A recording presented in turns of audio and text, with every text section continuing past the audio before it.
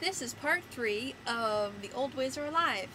So we're gonna jump right into it because this could be a very long video. Pagan practices. What are they? Some people get really freaked out by them because they have this idea in their mind. They have the preconceived notions that witches all dress in black. They have their black masses, or witch rituals under the full moon in the woods. That's not true. At least on the grand scale, it's not true.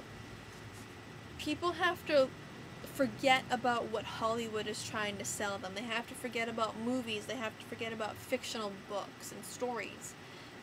Those are entertainment. Movies, it's entertainment. It's not real. Books, fiction, entertainment, it's not real. I have some books on my shelf that are stories. They are fictional stories. Some of them are about witches.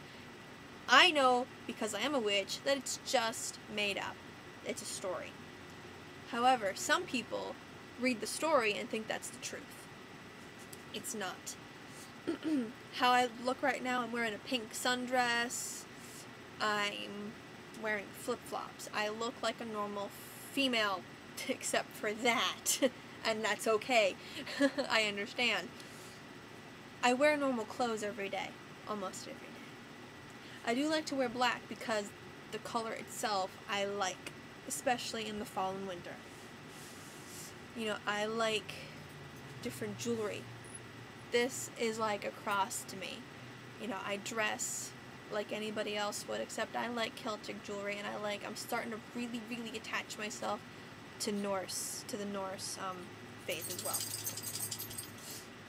If you come into my room, you might be like, oh, you're into some cool things. There's Tibetan prayer flags, there's some statue area around, I have lots of candles. I'm into some interesting things, and that almost puts me in a little bit of a minority, especially the religious minority. But again, if you saw me coming down the street, you wouldn't even notice me.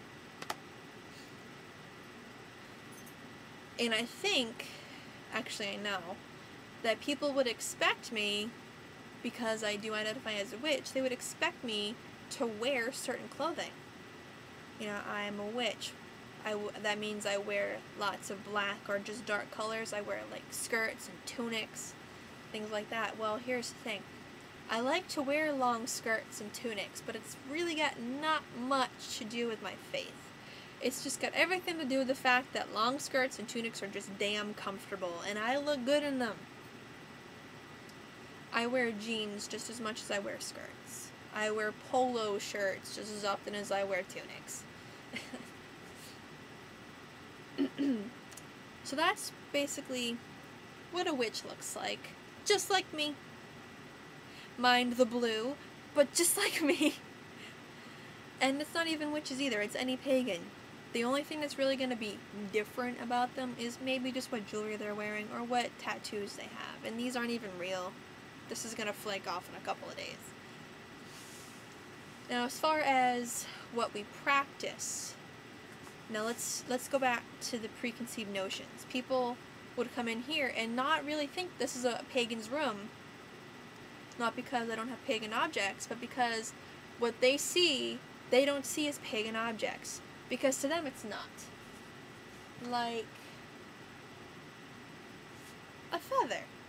Just a feather, right? I found it in the grass. Anybody would find a feather and keep it. This would not come off as a pagan object, and it's not a pagan object. Not all objects that we would use in spiritual or religious practices have to necessarily be made for us. Like this. This was made basically probably for a pagan.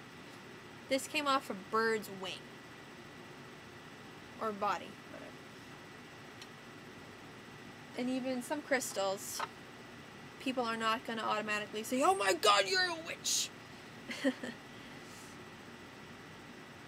I have this image in my mind of what the average person might think our rituals or our altars would look like. And here's mine. It's purple, it's got candles, I've got pictures on the wall. I suppose somebody might look at that and say, that's a pagan altar. Some people wouldn't. Some people have it in their mind that it's candles and crystals, but it's black, and there's maybe dried herbs and flowers. So depending on who you are, this may or may not be a stereotypical witch's altar. And the tools we have, mind you, this is a witch's altar. It's got Celtic stuff on it. This is not what every pagan's altar would look like. Some people look at our tools, and that just reaffirms that we're devil-worshipping, baby-killing psychopaths who reject Jesus Christ and love to rebel against order, and we have no morals, and so on and so on. And it probably doesn't help that I have this in my hand. I've heard testimony and things like that of people saying that they killed babies, and that they would stab each other or stab their victim and drink their blood using this. Oh, hell no. This is called an athame. Mostly witches and Wiccans use it. It is not used for cutting people, or it's not used for bloodlettings. What I use this for, I almost use it as directing energy. As a wand, almost. Now, please forget everything you've ever heard about a wand. It is like it's like when you're watching an orchestra and you see the conductor. Think of the conductor's wand. I don't know what you'd actually call it. Think of the conductor and his wand. And as he's conducting the orchestra, think of the music coming out of the orchestra as being pulled out by the wand. That's almost what a wand is used for. It's used for directing energies and sending them that way, which way, drawing them in, sending them out. I almost use this the same way. However, I also use this when I'm outdoors. When I pull the energy from up, as above, so below, and I stick it in the ground. That's it. This only cut me once, and it was an accident. I've hurt myself more with a paring knife when I'm cooking.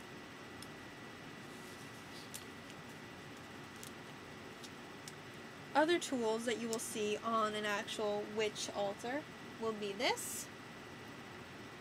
Don't be fooled by the blackness and the white star. That is a pentacle star, and this is just a mortar and pestle.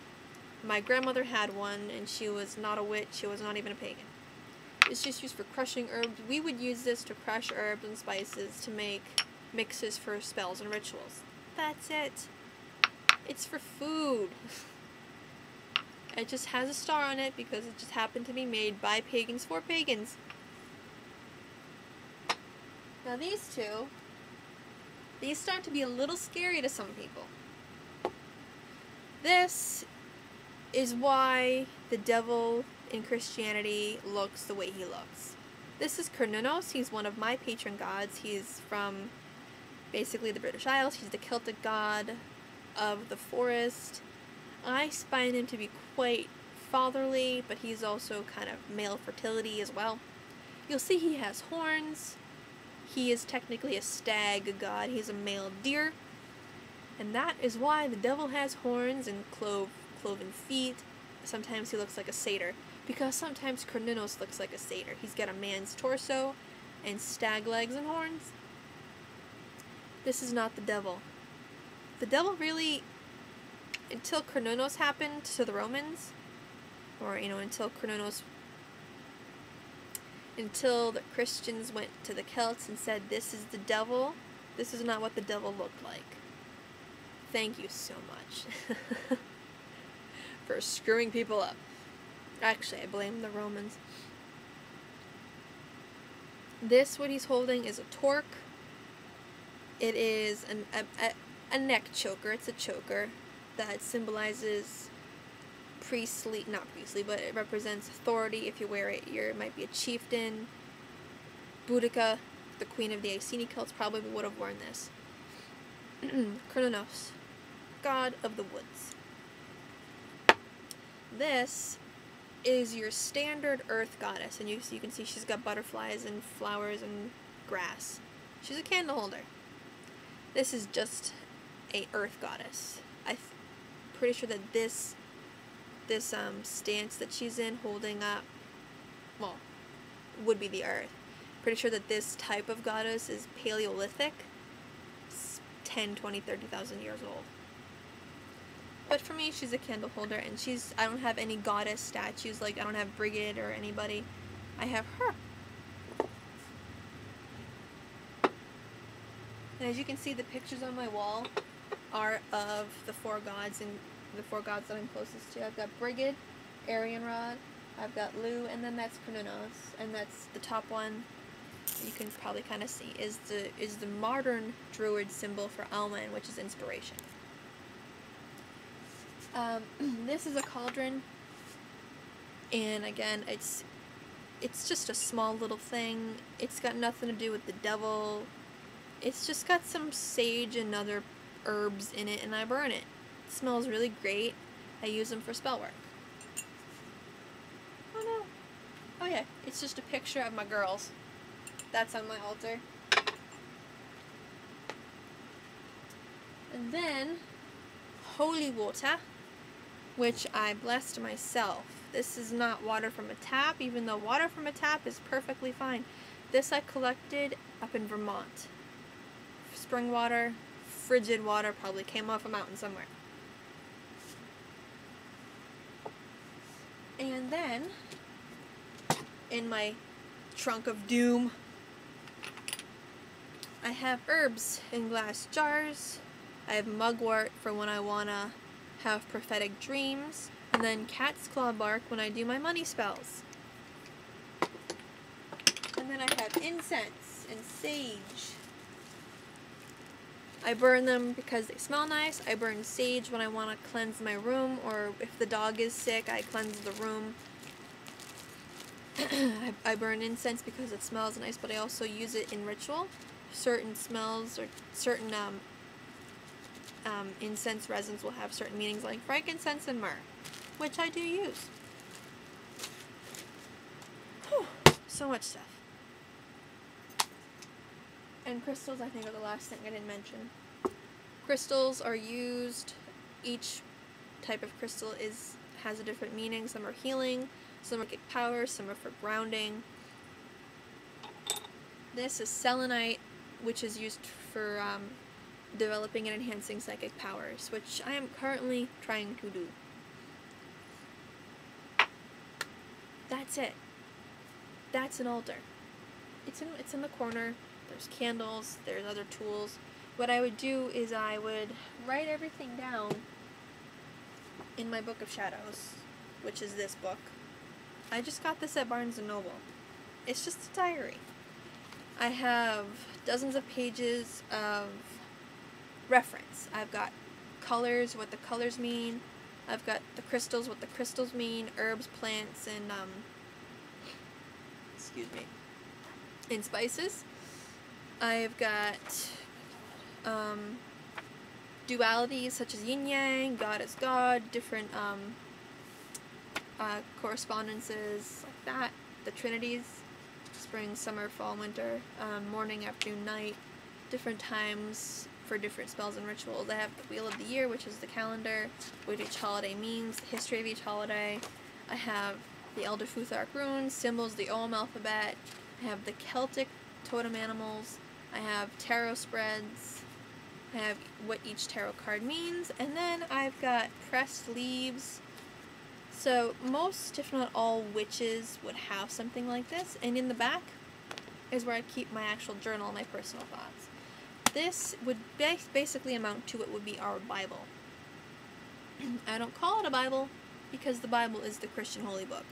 This is just my Book of Shadows. It is my pagan journal. It's got references in the front and journal diary entries in the back. It's personal. It's a spell book. It's a reference book. It's a diary. That's it. That is simple. So when you hear people talking about witches' circles and how they'll get together and there's always 13 women, all witches are women, and they're naked in the circle and they're summoning demons and they're trying to hurt people, don't believe them. Run the other way, in fact. Because I don't even know what they're talking about or what they're trying to say. Witches, actually, let's just talk about paganism in general. There's no devil or satanic figure present in pagan religions. If anything, we have trickster gods, and they're not even evil. They're just tricky. Like Loki, not from the movie or the comic book, but Loki, he's the trickster god. He will cause some trouble. But then again, what human doesn't? You know what I mean?